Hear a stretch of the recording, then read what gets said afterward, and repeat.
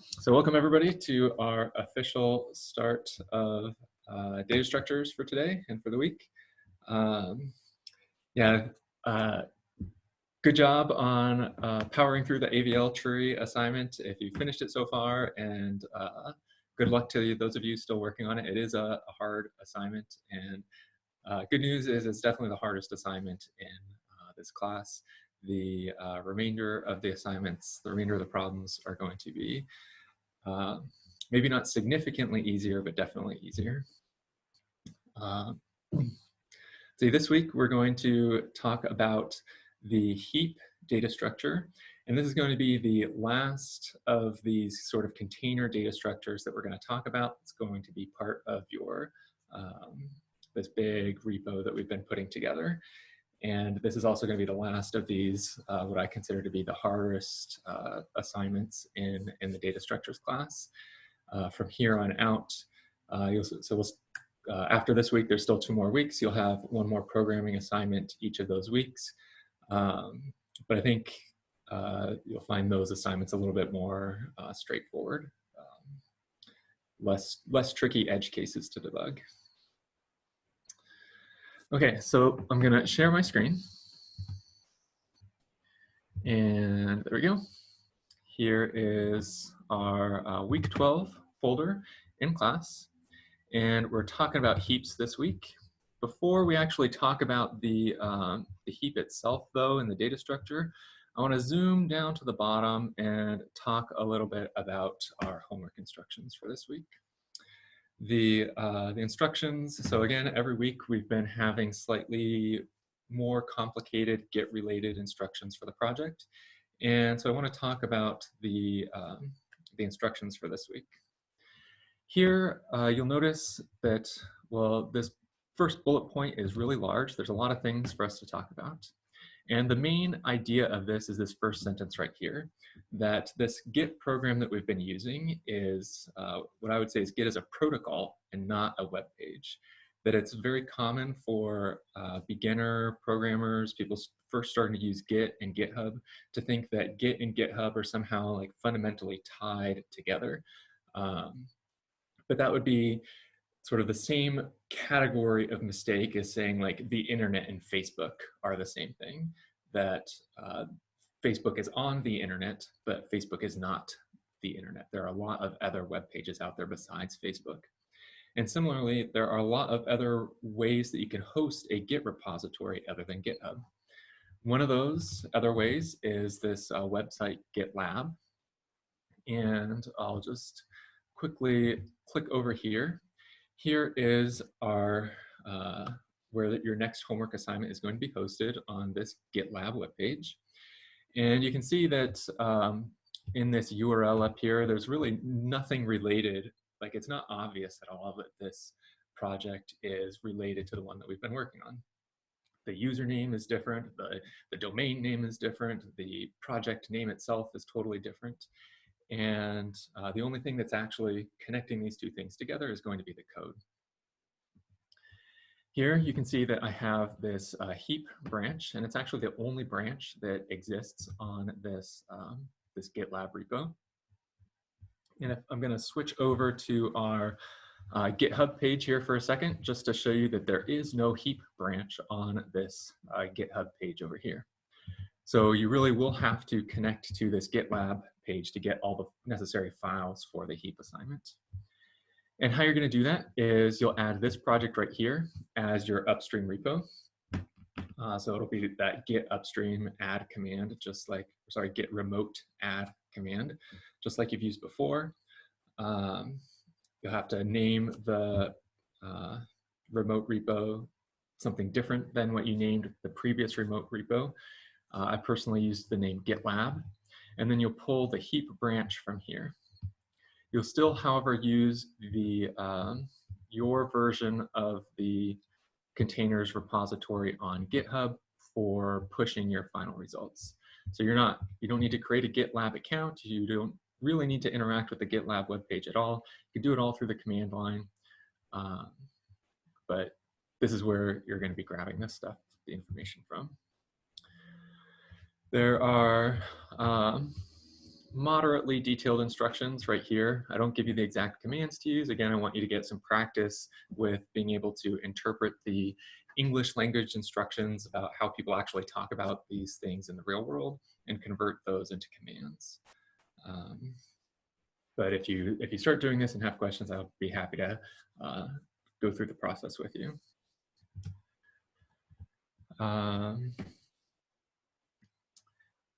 Any questions about that so far?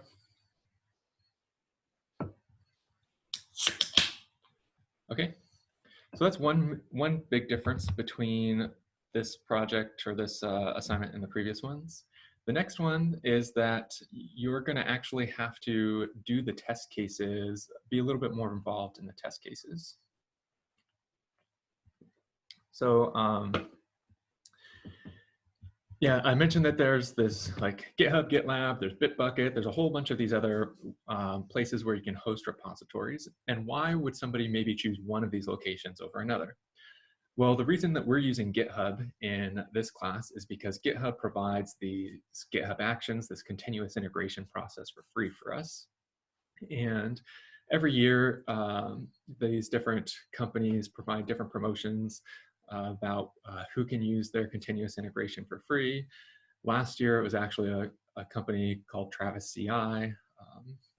Probably noticed some typos I had related to Travis CI at various points in the READMEs from last semester's files, not getting fully updated for this semester. And then we switched over to GitHub for this semester because now Travis CI started charging and GitHub made it free. And hold on one second while I adjust my Zoom window right here. It's not moving. There we go. And where was I? Oh, yes. Yeah, we're using GitHub because they provide this GitHub Actions system for us for free. And in order to, as part of this assignment, you're going to have to create your own GitHub Actions that create test cases. So in order to see what that's going to look like, I'm going to switch my screen over here into, whoops, I want to stay over here, and we want to go to the containers repository right here. And there's this .github/workflows folder that we haven't really explicitly talked about. If you click here, then inside here is one of these YAML files. If it files ending in YML, we pronounce YAML. And there's one of these YAML files for each of the test cases for whatever branch you happen to be in. So the master branch has tests Fibonacci and tests range. We went over to Unicode. Then now there's this tests unicode.yaml file. If we go over to AVL tree, then there's binary tree, BST, and AVL tree. And so the first thing that you'll have to do is create one of these YAML files for the Heap class. And the best way to do that is just copy and paste one of these as a starting point. And now if we open up this YAML file, here are all of the settings for what the test cases look like and how they get run on GitHub. The important things here are the name. So you notice that it has AVL tree in the title. You have to change that to Heap. And then down here under the steps, these are all the commands that get run one after the other inside of GitHub Actions in order to determine whether you pass or fail a test case. Each one of these dashes represents a single command. So this first one checks out your repository. This second one gets Python set up. And these two are just common things that every Python project is going to have. This one here installs all the dependencies. So this requirements.txt file, we've talked about that. That contains the list of all of the libraries that your project depends on. And this pip install command will install them. Then here we run the linter, so running flake8. You'll have to change this command right here so that instead of running it on the avltree.py file, you're running it on the heap.py file. And then running the actual PyTest test cases down here. And again, this you'll also have to change from AVL tree to Heap. So recap in order to get your test cases to run for the Heap assignment, you'll copy one of these files, say the AVL tree, into a new location for Heap. And then you'll change all of these, the name from AVL tree to Heap, change the file that we're running Flake8 on from AVL tree to Heap, and change the test cases, PyTest down here from AVL tree to Heap. It's really important that you do this correctly, because this is how we're going to be able to know whether you pass the test cases or don't pass the test cases. And so if you do not do this correctly, then you're going to get a 0 on the assignment. So if you have any questions, any doubts at all about how to do this, then you should definitely ask and not just submit with still questions in your mind. So there's several opportunities for you to be able to ask this. One is the lab that we'll have tomorrow. This would be a good thing to try to get done before the lab, this step right here. And then also office hours on Monday, if you get that 2-day extension from working with somebody else. That would be another chance to look at this. This is the sort of thing, though, that I'm probably not going to be able to provide good feedback over GitHub issues. So if there is some sort of problem, it's going to take talking over in Zoom. So just keep that in mind. So that said, are there any questions about GitHub Actions or this YAML file? So we can edit this on like on our local repository, right? Or a local server.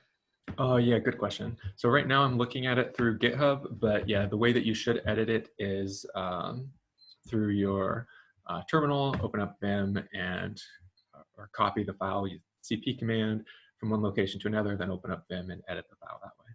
Yeah. And then make sure that you do the git add and git commit command to add that file to the repository. This is a text file, just like any other file in your repository, just like any PY file or your README file. And so Git works exactly the same way with this file. It's a great question. Are there any other questions about this, this YAML file?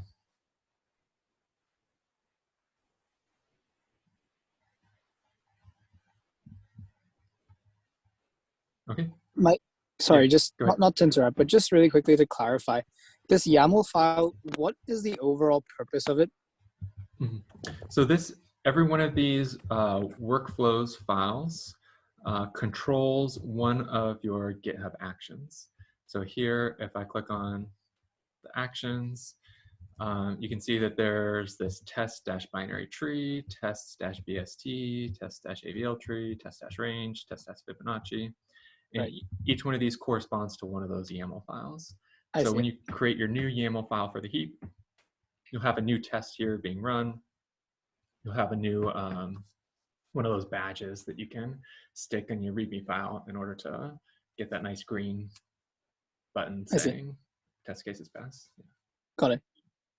Thank you. Mm-hmm.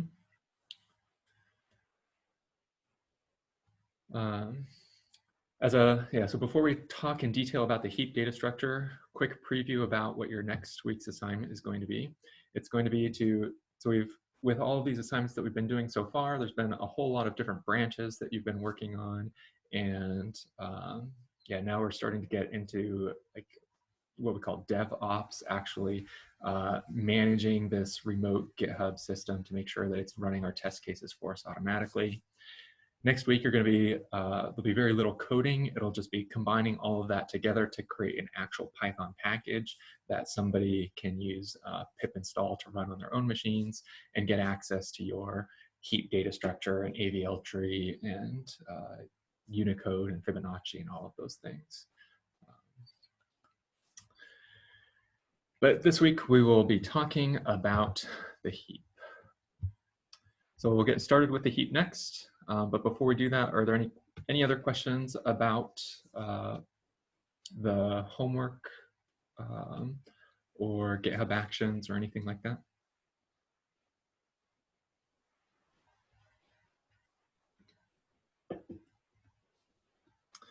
Okay, so here is a really good table that, that you should basically memorize.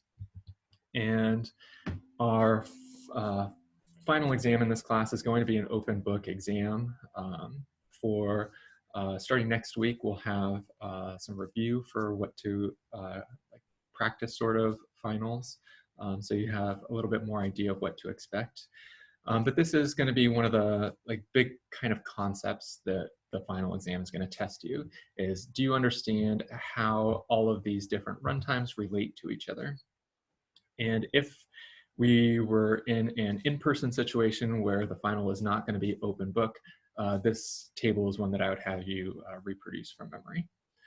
It's a very important table. It's something that anybody who is, say, applying for a software engineering job or internship, this knowledge is just going to be expected that you can instantly know what all these values are. So we most recently did our AVL tree with the insert and insert list, find, all of these operations. This remove minimum is not an operation that you explicitly, well, we didn't even do the remove on the AVL tree, but remove minimum for, say, the BST is not something that you explicitly implemented. Essentially, remove minimum is first doing the find smallest and then calling remove on the find smallest. And this is one of the ones that's going to be really, really important for our heap data structure down here. For the AVL tree, this is the sort of the best data structure we've seen so far. It has logarithmic runtimes for everything, and that's really great. And to me, I guess like the BST especially, but even the AVL tree, I thought like the idea behind them, the motivations seemed pretty intuitive. But this heap one is going to be, and when I first saw it, kind of blew my mind. That so the insert is still going to be logarithmic, but the key thing here is that our find smallest is now going to be constant time.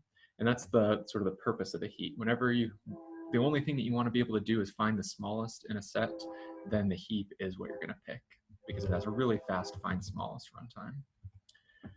This Fibonacci heap is not a data structure that we're actually going to cover in detail in class. This is typically covered in a first-year graduate data structures course. And I'm just listing it here just so you know that the heap that we are talking about is not optimal. The AVL tree that we talked about, this is optimal. This is like actually what people in the real world use for searches. The heap, it's a cool data structure, but there's a more complicated one that's actually optimal. Another thing about the heap is that we can't do arbitrary finds and arbitrary removes from the heap. All that we can do is finding the smallest value and removing the minimum. So we get the advantage of being able to do constant time theta 1 lookup for find smallest, but the disadvantage is we can no longer do general finds or general removes.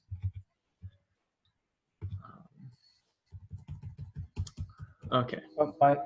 Yeah. Thing about that table, is the find largest the same runtime as find smallest? Oh, great question. Yeah, so here I've listed find smallest and removing the minimum, but it would be the same for find largest. It's just swapping all the less thans for greater thans, so the runtime is the same. Yeah, great question. For let's see, we'll get to the details here in a second of the heap, but we'll see that the heap can only support one of either getting the smallest or the largest, and it can't do both. Any other questions on this table?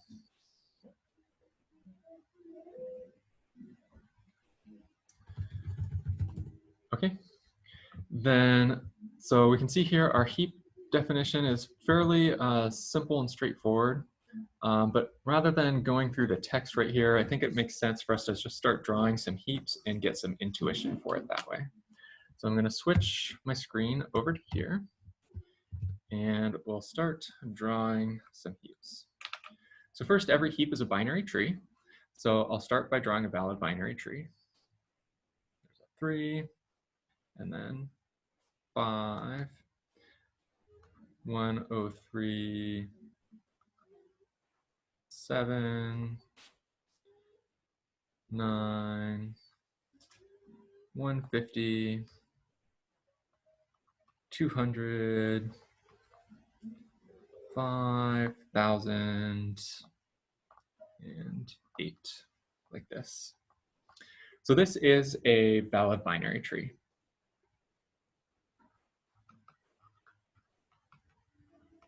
Recall that the only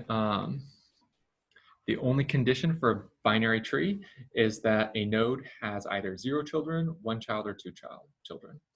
And it's a very common mistake that students make is that when you see binary tree, you just instantly assume binary search tree. But this is a valid binary tree. It is not a valid binary search tree.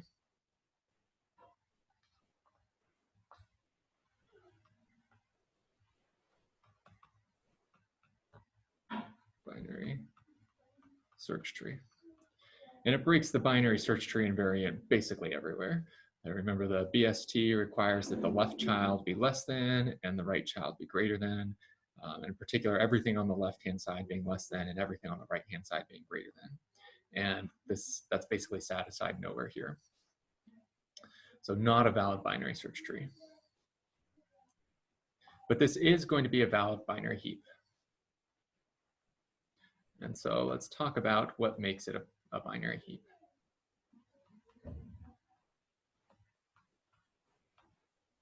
There's 2 conditions. The first condition to be a valid binary heap is that you must be complete. So we say a tree, a binary tree in particular, is complete if every row from top to bottom has as many possible children as it can.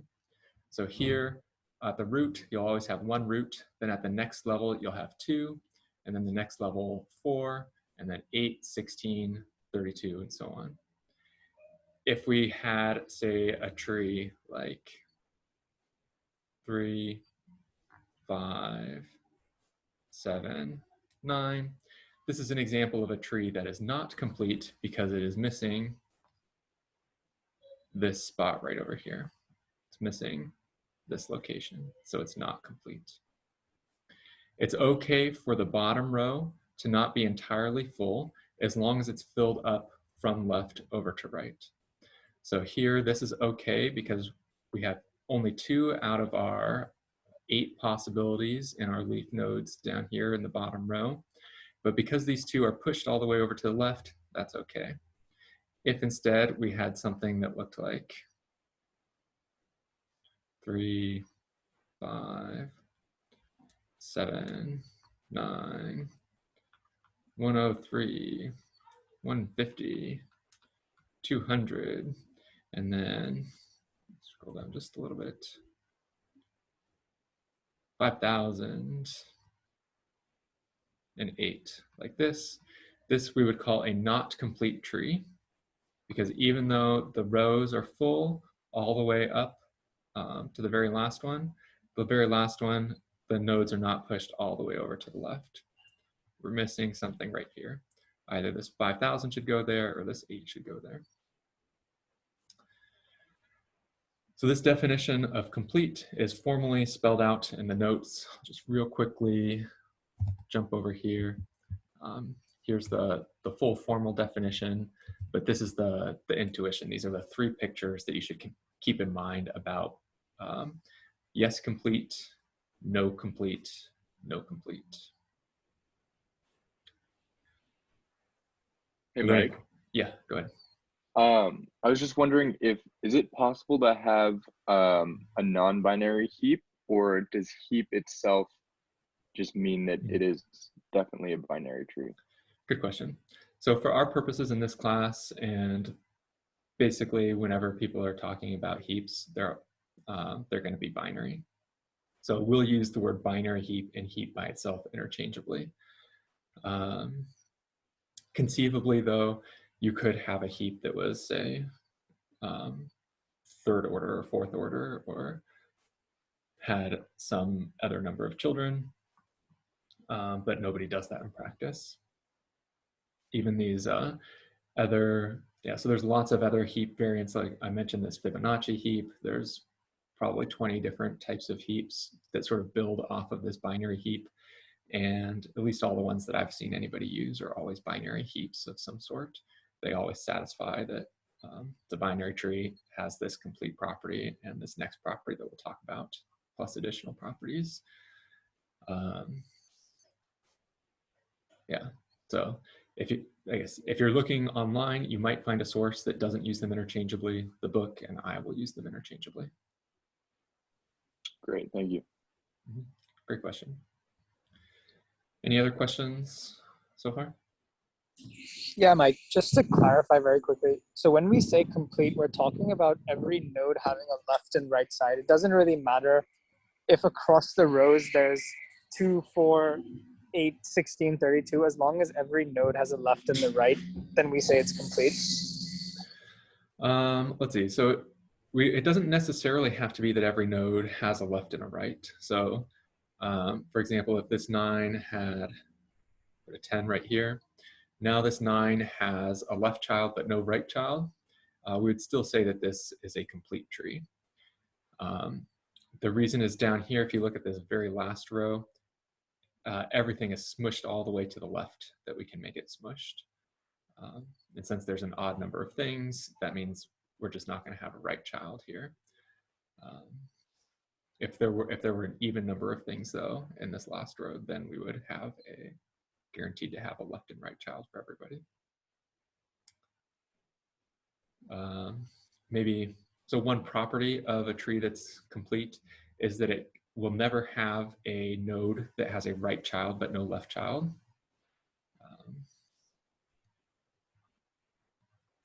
Good. Thank you.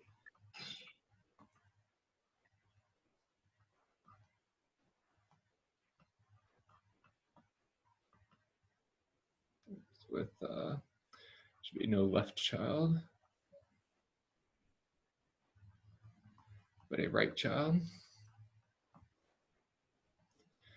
Another property is that if the last row has an odd number of elements, or maybe I'll say it this way, there can be at most one node that has only one child.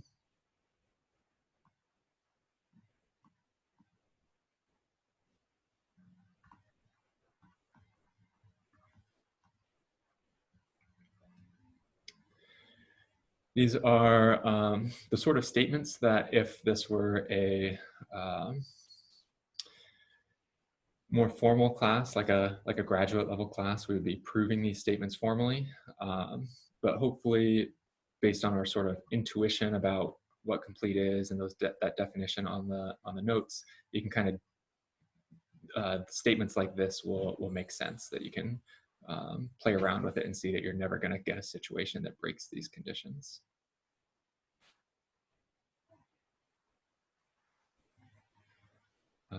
Great question so far. Any other questions about completeness in a tree?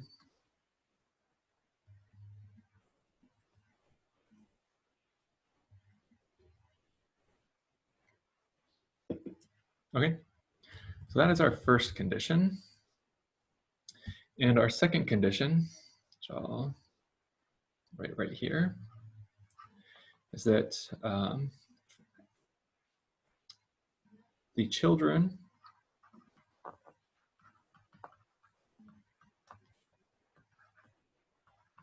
of any node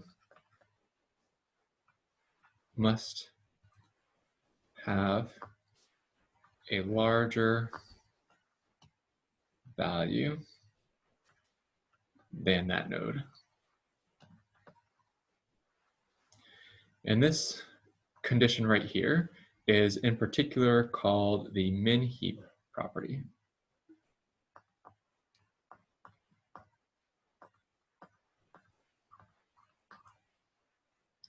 In this class and in your programming assignment, we're just going to be talking about min heaps. You'll be implementing a min heap in your programming assignment. But a max heap is something that people also sometimes talk about. And in a max heap, you just swap the order of this, saying that they must have a smaller value than their node, than their parent node. So as an example, if we had 3, 5, 103 like this. This does satisfy the min heap property because this 3 is smaller than both of its children, or its children are larger than the parent. Similarly, if we keep extending this to that example that we had up above, 150, 200, 5,000, and 8. This is a valid min heap because if you look at any node, compare it to its parent, the parent is going to be smaller than the node itself. So this is an example of a valid min heap. If we were to say, draw a binary tree, something like, so I'll just use a small subset of these elements. Do 9, and then over here we have 5, 7, 8, 3, and 200, 103, 150, 3,000. This over here is a binary tree, does not satisfy the min heap property. And in particular, any binary tree, or any binary search tree, excuse me, any binary search tree is guaranteed. Well, let's see. I'll just say that this binary search tree, this is a BST, but not a min heap. It is possible for a tree to be both a binary search tree and a min heap at the same time. For example, if we had the very small tree that is just 9 and 200, that is both min heap and BST. It's not complete, but it satisfies the min heap property.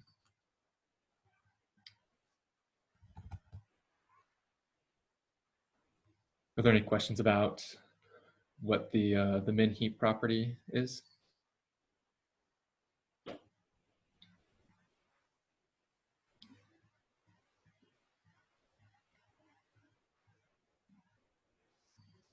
Okay, so one of the important things to take away from this min heap property is that the root node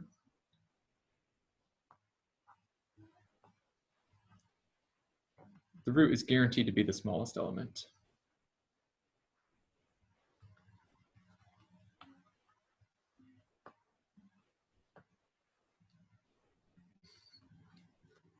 And this is going to form the foundation of like why we care about the min heap trees.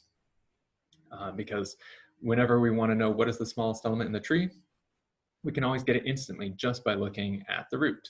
So in your code, it'll be something like self.root.value will get you the value of the root. That's a super fast operation. You don't have to traverse the tree at all. And it doesn't matter how many elements you have in the tree, you can always get the smallest value in the tree instantly. I think what really sort of amazed me the first time I saw this, and still amazes me, is that we're actually able to do inserts and deletes in this tree in logarithmic time. And that's just amazing to me because this tree has like no structure almost to it. Like this 5,000 over here, that could be anywhere inside of this tree. Similarly with this 8, that I could just say, swap this 5,000 and this 200, go 5,000, 200. That's still a valid heap right here. It's complete still. It still satisfies this min heap property, and it's still going to work. I think like the binary search sort of algorithms, we all kind of have some experience of doing those intuitively, like looking through a dictionary or just some sort of real life examples, but this property is just one that I don't think comes up in outside of computer science, really. There's no real life examples of algorithms that you might have seen before that use this property. And so when I first saw it, I thought it kind of blew my mind. It was like really cool to me.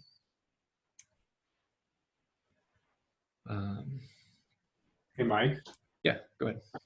With that mentioned, whenever we insert a new value, how then would we go about deciding whether or not we go down the left or right branch? Yeah, great question. So, so this leads us to the question: how do we actually do this, like insertion and removing operation in logarithmic time, in order to make it so that it's still a valid binary heap? And the algorithms, I think, are significantly simpler than certainly the AVL tree, and even I think than the BST algorithms. There's a sort of a one weird trick that we'll have to do, but once you convince yourself that this one weird trick works, then the algorithms is a piece of cake. So for the insertion function, so if we want to say insert the value x, there's a 3-step process. The first step is, and this is the magic step right here, so I'm going to write it out. We're just going to assume that we know how to do it, and then we'll come back to it in a little bit after we talk about the other steps. But this first step is find the next position. So I want to draw that tree again so that we can see it. 3, 5, 103, 7, 9, 5,000, 8, 150, 200. What I'm referring to as the next position is that this position right here in this example. It's the position that we would have to add this x into in order to maintain the complete property. That's the position to maintain the completeness property.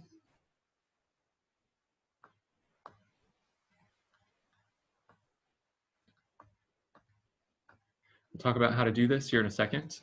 But first, we're just going to assume that we know how to do this, and then we'll move on to the next steps, because the next steps are a little bit more intuitive.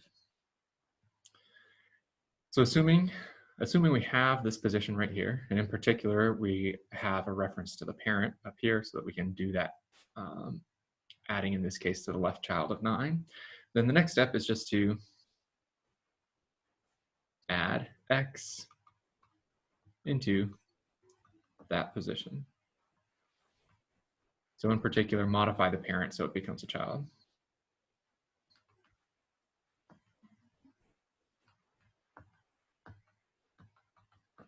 And it might be a right or a left child, depending on circumstances.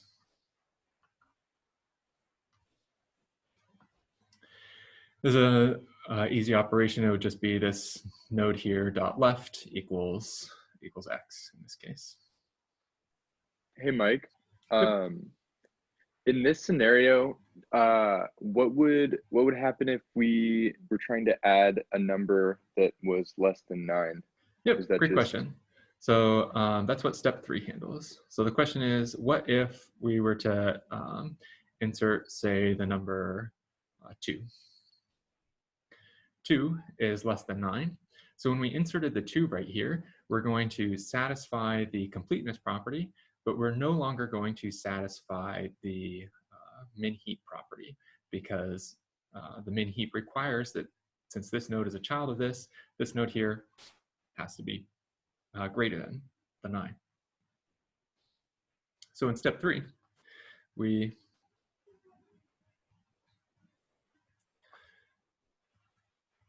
swap x with its parent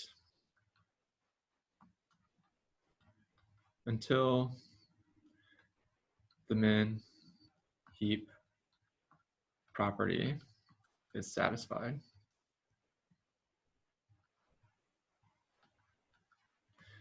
And so in this tree up here, we would bring the 9 down here, and then the 2 up here in the first iteration of this. And so after we do that, this is what our tree looks like. Next, we would compare the 2 here with the 5. We would see that we still don't satisfy the min heap property. So we would cross out the 2, replace that with a 5 here, and now put the 2 up here. And then compare 2 with its parent up here, see that the we still don't satisfy the min heap property. So we'd cross out the 2 again.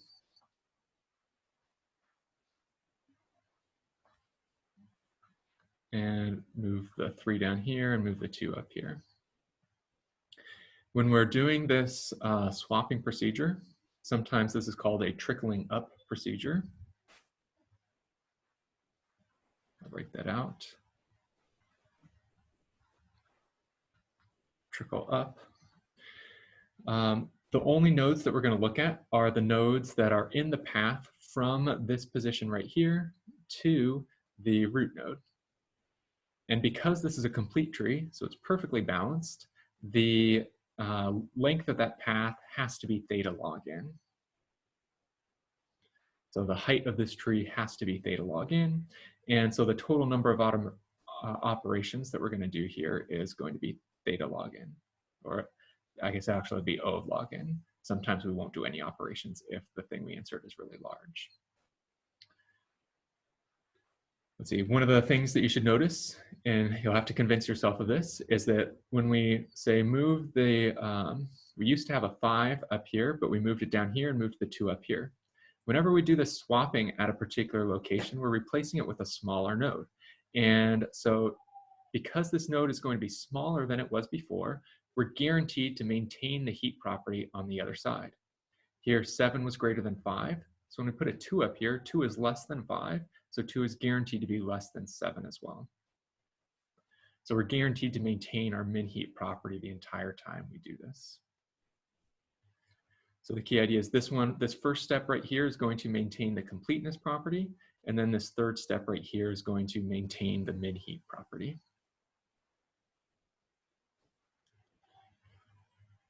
Are there any questions about the what this procedure is doing?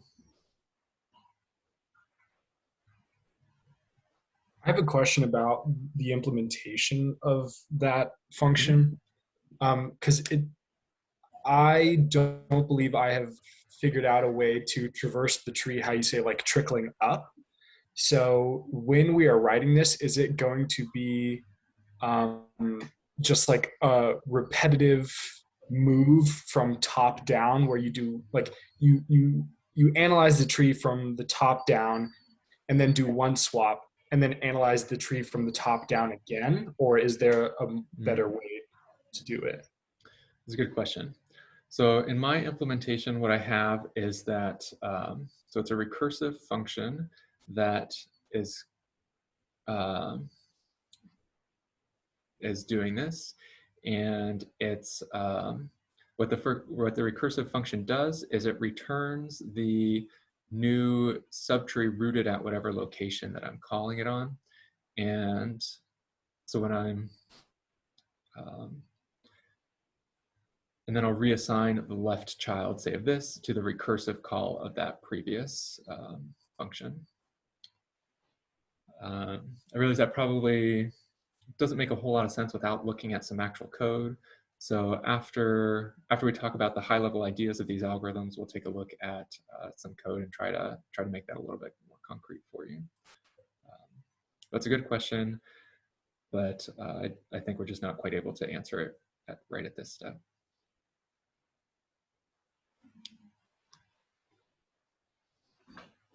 Any other questions about the, I guess, the high level idea of the algorithm?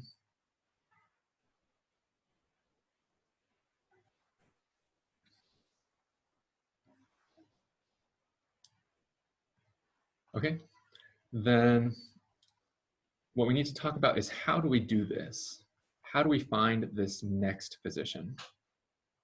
And it turns out to be both like, I guess, really easy and really surprising how we're going to do it. What we're going to do in order to complete that step, this is the star step, step 1 from up above, is we first need to know how many nodes are there in the tree. And we'll calculate 1 plus number of nodes in tree and convert that into binary.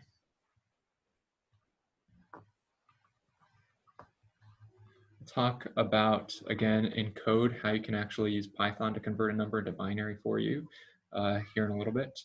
But for now, let's just take a look at, let's see, I'll just redraw that tree again right here. So we had 3, 5, 7, 9, 5,008, and 103, and 150, and 200. And if we count up how many nodes there are in here, we get 1, 2, 3, 4, 5, 6, 7, 8, 9 nodes. So 1 plus 9 plus 9 equals 10. And 10 in binary is equal to 1, 0, 1, 0. So recall that this is the ones place, the twos place, this is the fours place, and this is the eights place. So this number here is 8 times 1 plus 0 times 4 plus 2 times 1 plus 0 times 1. So it's 8 plus 2 is 10. And that's our binary representation of 10.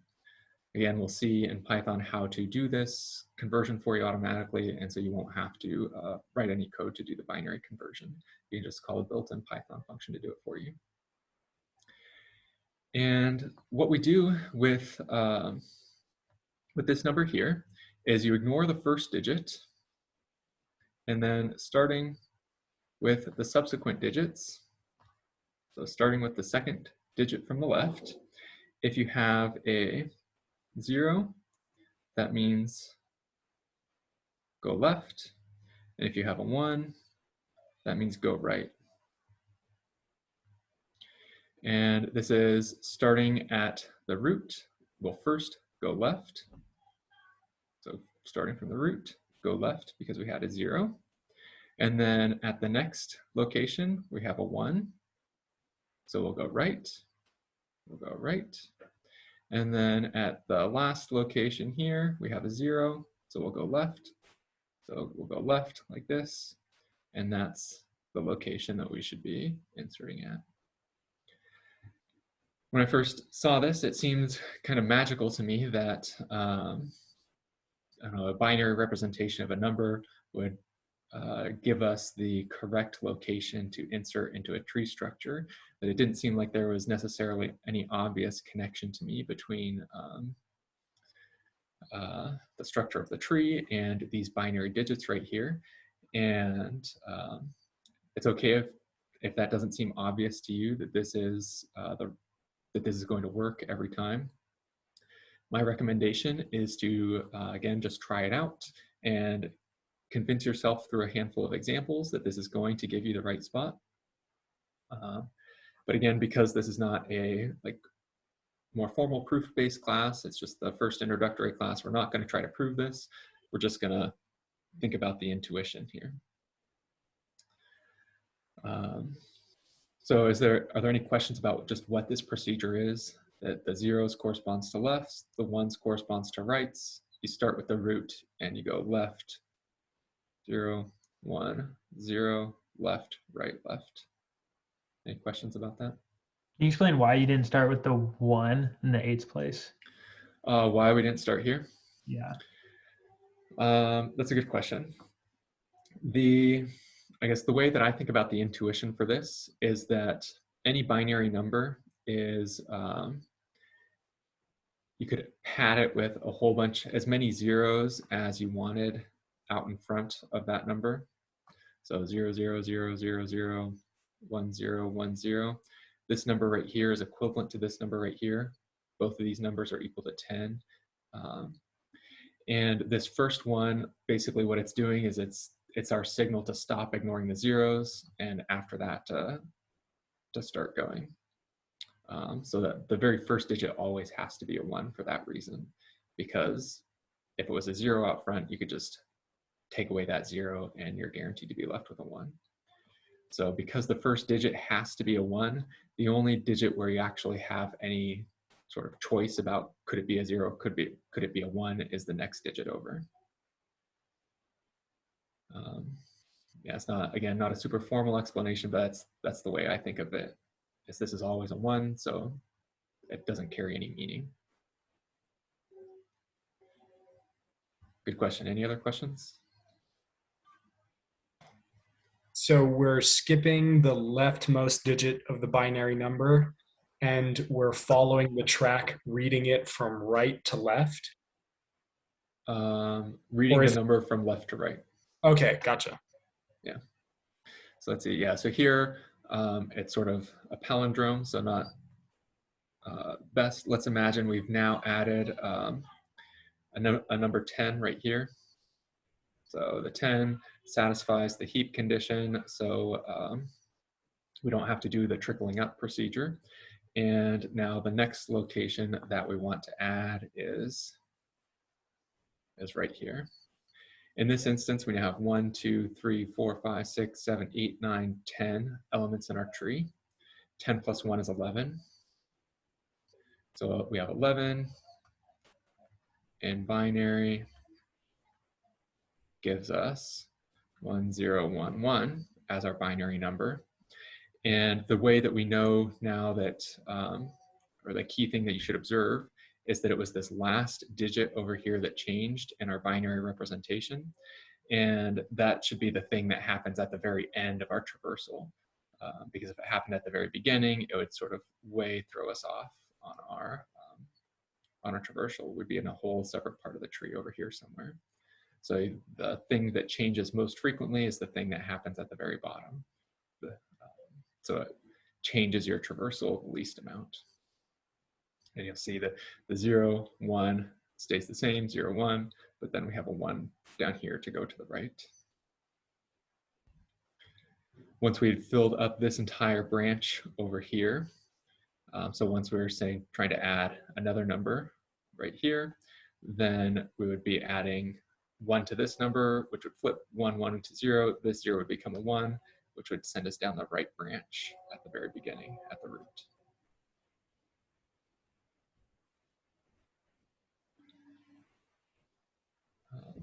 All great questions so far. Any more questions?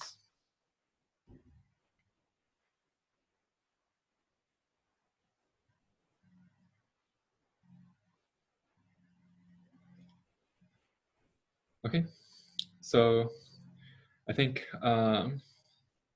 yeah, the hardest part of this is just like convincing yourself that this algorithm is actually going to maintain these invariants. But once you convince yourself of that, the actual implementation is going to, I think, be easier than, say, the BST insert operation. And what's sort of nice about this, let's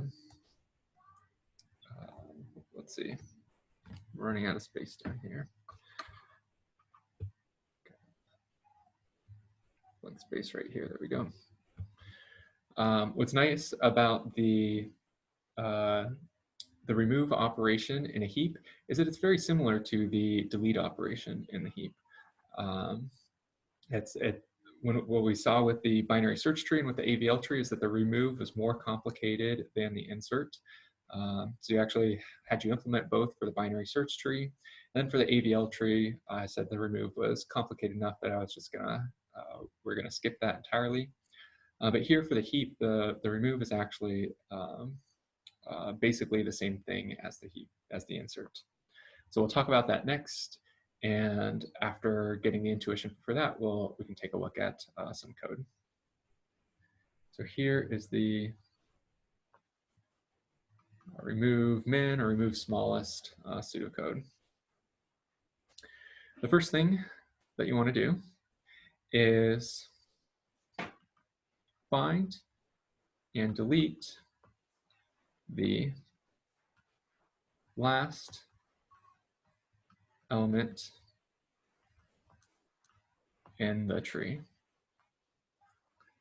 So I'll draw out that good old example again. 3, 5, 7, 9, 103, 150, 200, 5,008. And our remove min function, this is what we're trying to remove.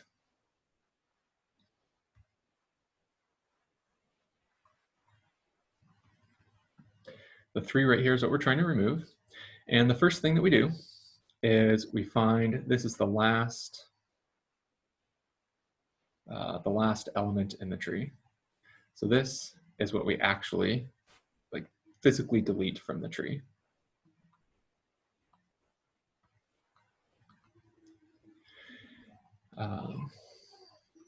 In order to find this location, we use that same trick of converting into binary and then following the path.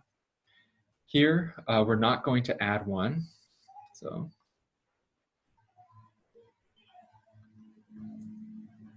use the binary trick from inserting, but don't add 1. The reason why we're not adding 1 here is because when we add 1, it gave us position 1 over to the right. When we don't add 1, it'll actually give us this position right here. Basically, whatever number you look for, that's the position it's going to give you. And so because we're looking for the number that corresponds to how many elements we have in the tree, it's going to give us the very last position.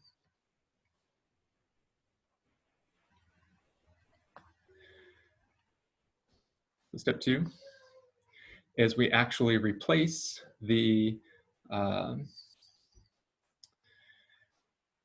root with the thing we deleted.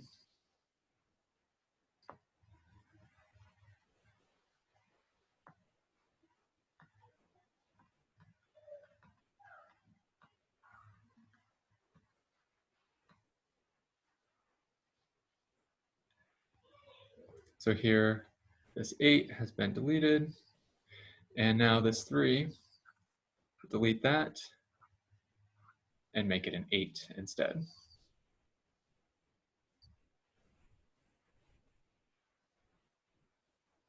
Step 3.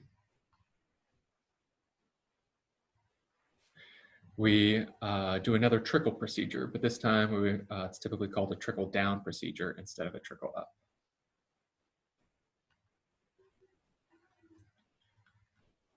Trickle down. We swap the root node, the new root node, with its smallest child until the heap property is satisfied once again.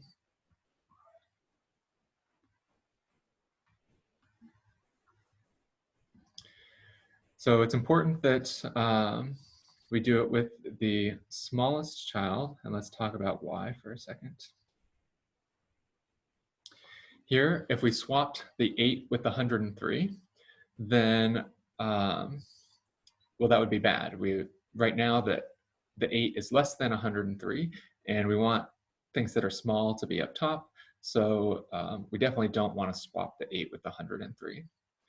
Instead, if we swap the 8 with the 5, so cross out 8, 5, cross out 5, put 8, then now we're guaranteed to swap. We're guaranteed to, at least at this position, satisfy the minimum heap invariant.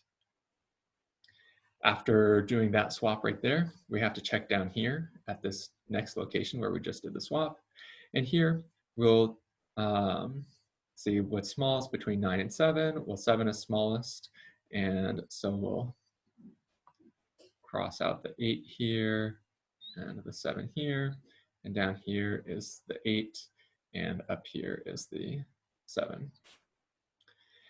When we're doing this traversal, we'll have to do at most 1 swap per level because we're guaranteed to move down a level each time.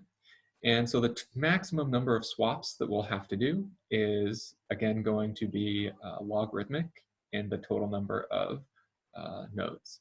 It'll be linear in the height, and the height is guaranteed to be logarithmic in the total of nodes. So that's why this step will be a log n step, and we'll be able to do the remove min in logarithmic time.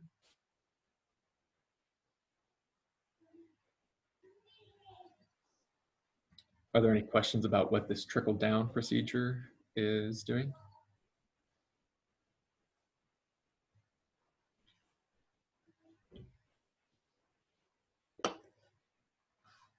Mike, I had a question, but it wasn't necessarily related to this.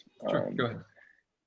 So I was just curious about the max heap property that is mentioned on the notes for today's class. And I was wondering if we had talked about that at all, or if we hadn't.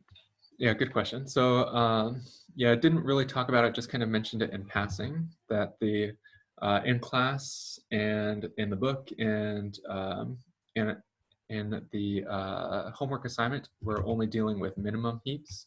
And this is just that the value of any node is smaller than the value of its children. Basically, you can do the reverse, have the, and that's called a maximum heap, where the value of any node is larger than the value of its children. Some textbooks do max heaps instead of min heaps. It's all of the algorithms and theory and everything is exactly the same. It's just everywhere where you see a less than, you swap it with a greater than, and vice versa. Everywhere you see minimum, you swap it with a maximum. Okay, so then for a max heap, it would just be the opposite in the sense that finding the largest would be constant runtime, and then removing the largest would be log n. Exactly. Yeah, so what I have here for these heap operations, this is all assuming minimum heaps because we have find smallest and remove minimum right here. But if we were using a maximum heap instead, a max heap, then this would be find largest and remove max right here. Great questions.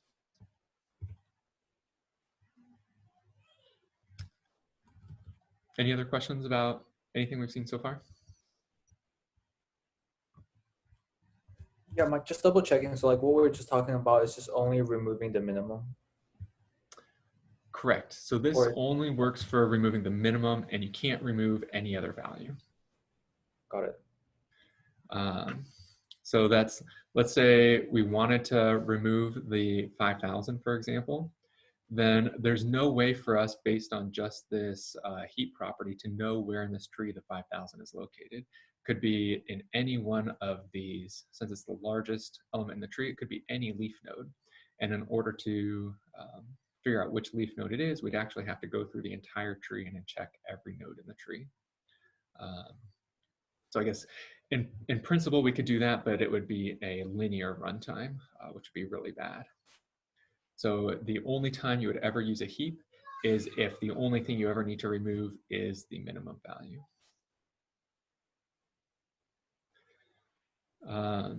So you can also see that, so this remove minimum is actually going to be the, here, back up here. If we look at the AVL tree and the heap, the remove minimum runtime is actually asymptotically exactly the same. And the only thing where we have an advantage with the heap is in the finding the smallest. We can find the smallest instantly, but then if we want to actually remove the smallest and get the second smallest, that still takes log n time to be able to do that. In practice, the constant factor for the heap is significantly smaller than for the AVL tree, so people do prefer to use the heap when this is applicable.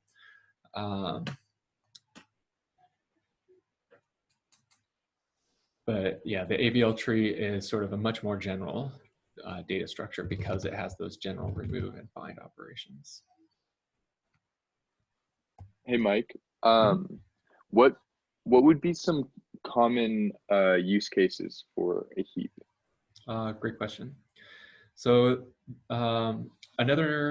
let's see, an application of a heap that we haven't talked about is called a priority queue. It's sort of another name for a heap.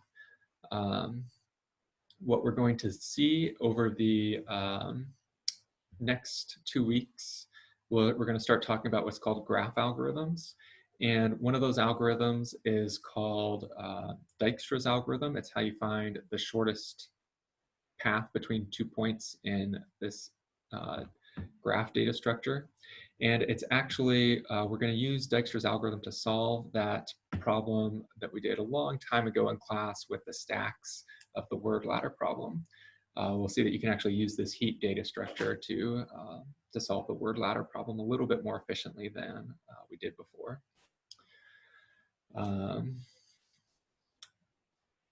Yeah, so it turns out there are a lot of really cool applications for heaps, but they almost all require like some sort of advanced other sort of CS knowledge. So inside of your network card, when you get traffic in from like the internet, some traffic is more important than other traffic. And so each basically connection that you have to a remote server is going to have a number associated with it, like a priority. How important is it? And the smaller the number, the more important.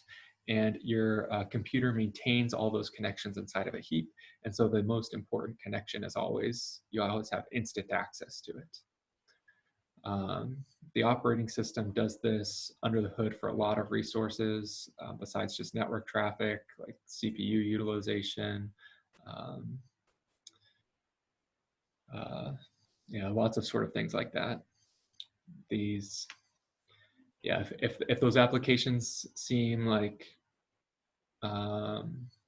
maybe they don't perfectly make sense to you exactly, like there's just too much new stuff in there to fully make sense, that's okay. It is a sort of application or a sort of data structure that in some sense it's intended to be extra abstract at this point, that the main, I guess, takeaway from this data structure is that you can have really weird seeming invariants on your data structure, things that seem like they shouldn't make any sense at all, but you can actually do really cool things with them. And like this heap property, I don't know, at least to me intuitively, like it doesn't seem like you should be able to create a cool data structure with this, but the fact that you can is cool. Yeah, in a more advanced data structures course, say like again at the graduate level, you'd see a lot of different data structures which have all sorts of really weird invariants, and then you think like how on earth would somebody come up with things like this? Like again, at least to me, the BST seems relatively intuitive, but these other ones are just kind of off the wall. So the main purpose of this is to get experience with these off the wall invariants. So we just have a few minutes left, and I want to do one quick Python example for us before we run out of time. And that's how you do this conversion into from a number into binary. And in Python, so I'm just going to type out a say n equals 57 like this, and then type out this string b dot format.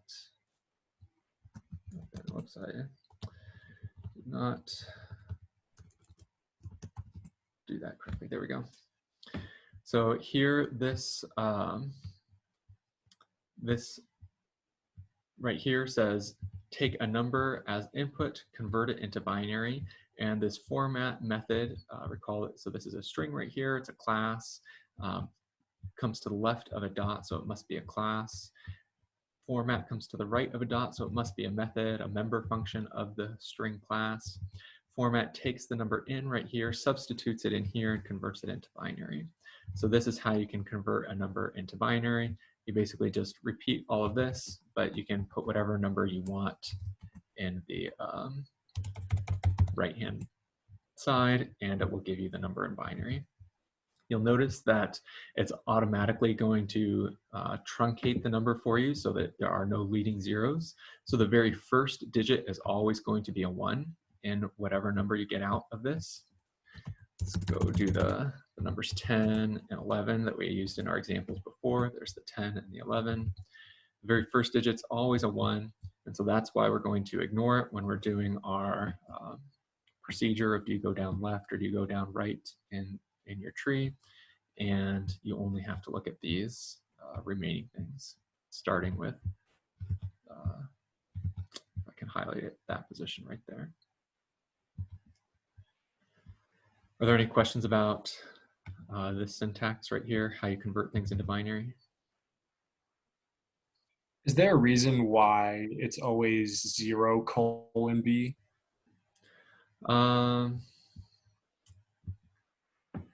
Yeah, so there's a lot of different sort of string. So what's happening here? There's a string formatting directive. There's a lot of these string formatting directives in Python, and I always forget the details of them. I have to look them up on Google every time I use them. So there is, but I forget the actual important details about why. This is one of the things that. So there's this philosophy of Python that everything should have one and only one obvious way to do something. And the original versions of Python were really good about this. But as Python has developed, there's become sort of this proliferation of different ways to do things. And so a lot of people are complaining that Python's not really Python anymore because of that. String formatting is one of those key things.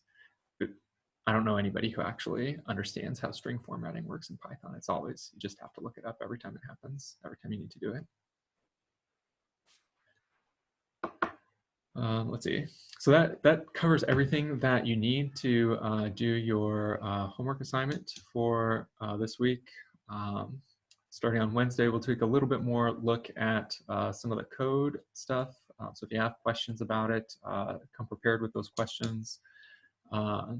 But we'll also start talking about what you'll need for your subsequent homework assignment for next week. And so with that, I'll stick around and answer any questions anybody has, and I have office hours right now. So that's the end of class, and I'll either see you in a few minutes or see you on Wednesday. Thank you, Mike.